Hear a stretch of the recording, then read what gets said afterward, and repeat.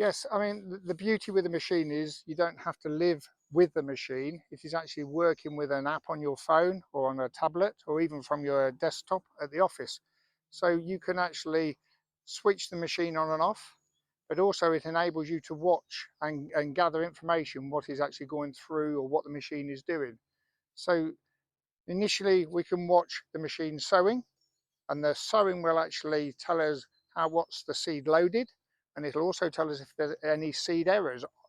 By doing seed errors, we can then actually distinguish which row. It can actually come up on the app and tell us which row as we go to look, rather than having to look through six rows. It defines one and it speeds that operation if there is a fault. So that works very well.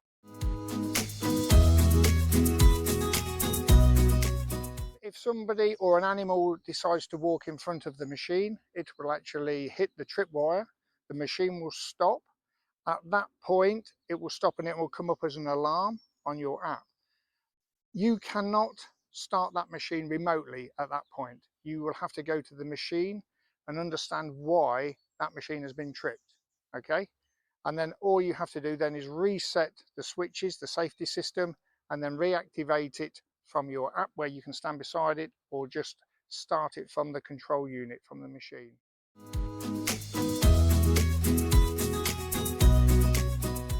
The thing to do when you actually set up your safety fence or your geo fence, this is the point when we need to start to or if we have to manipulate that field or reshape it, it is at the point before we start to drill.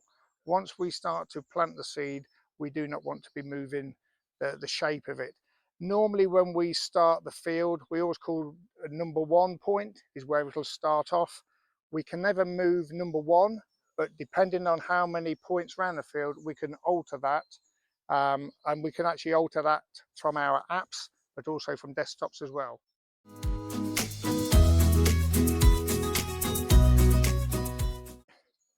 Yeah, if we set a field up initially and we know we've got a telegraph pole or a tree, we would map that initially.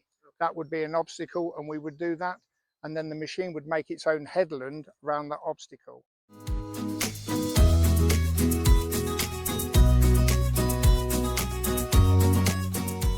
It's been really positive, actually.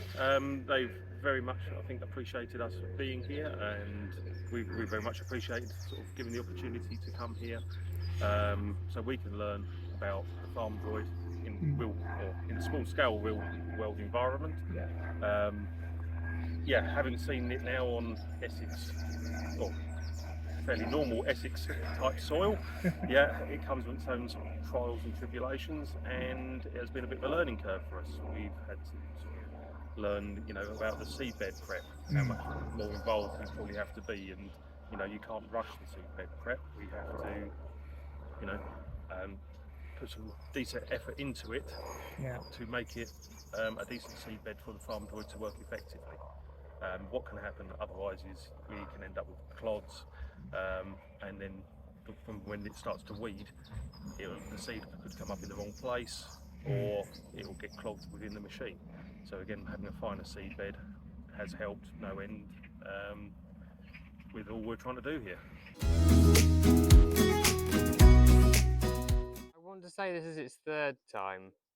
It had a weed quite early on, and then there's been the odd thistle out here that's got quite big, but there just hasn't been. Not a lot has come up out here really. It does, especially if you look at the weeds in that tree alley. I mean, it's obviously not a given that it will be clean. Yeah, that seems to be really good, to be honest. We were quite impressed with that. As I say, there was a lot of fat hen and various other weeds and grasses in here. There is still a little bit in here if you look really hard, but actually the majority of it has been weeded out by the FarmDroid. There's a lot of interest, and there's a gaining of momentum with it as well. So from a couple of years ago when no one had heard of them, to now, people are starting to be interested in it. They're looking at the FarmDroid, they're looking at inter-row hoeing as an alternative, and a very financially viable alternative now to using sprays and other chemicals. So from that perspective, yeah, people are looking. The input cost in commercial farming you know, gone through the roof with what your returns are at the moment, dropping and dropping. So people are looking to alternative methods, and you know, as part of this machine being included in the FETF grants, it's actually a really financially viable machine. Yeah.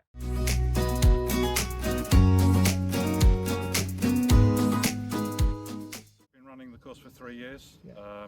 and we're very pleased with the results. We're very pleased with the graduates that we're turning out, and I would argue it's been a very successful program.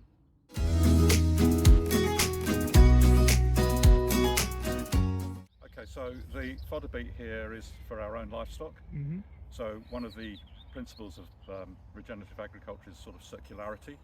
So we're providing our own feed for our own animals, and the animal manure will come back on the land. Yeah. So that's all part of the circularity that we're very keen on demonstrating to students. Behind here we've got naked barley, which is an ancient grain. We work quite closely with Hodmedods, which is a well-known company that specialises in small grains and legumes. So we're going to look at this and what we can do with this, and possibly we'll use it for human feed.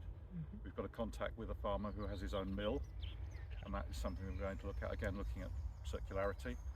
The far section is actually a commercial crop of wheat, and as we've introduced this project, we've gradually moved away from the more commercial arrangement. So we have a local farmer that grows that, but actually it's quite interesting, the comparison between the two, and will be for students to look at.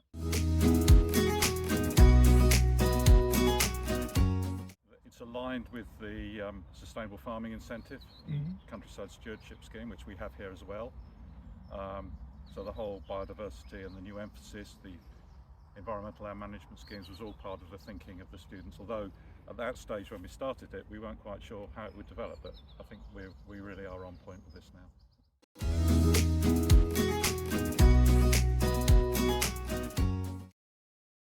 I have, yes.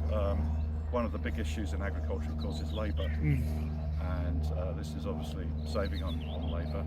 I mean, it's a difficult one because we want people working in the countryside, people working on farms, but finding those people is very difficult, and the droid will fulfil a very important role in filling some of those gaps.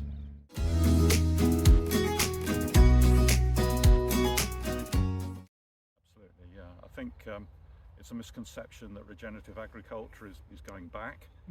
Some of the principles we'll go back to, but if we've got technology like that which will cut down on herbicides, many of which are being banned now, and there's a lot of concern about glyphosate as a chemical, and it's been there's some information published this week showing that actually glyphosate use in this country has gone up by 16%, which, I mean, it's a very valuable herbicide, but its future's uncertain. Yes. And there's a lot of health question marks around it, shall we say. So if we can avoid using herbicides, it's a cost saving, but also there's an environmental benefit and a human health benefit as well.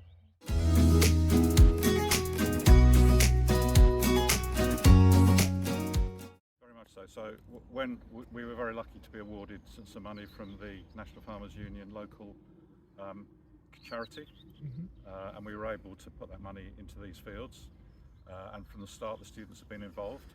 So the whole design of this, which you see here, is actually student designed and student led, and they bid to the NFU, explained what we wanted to try and achieve, and this is the result.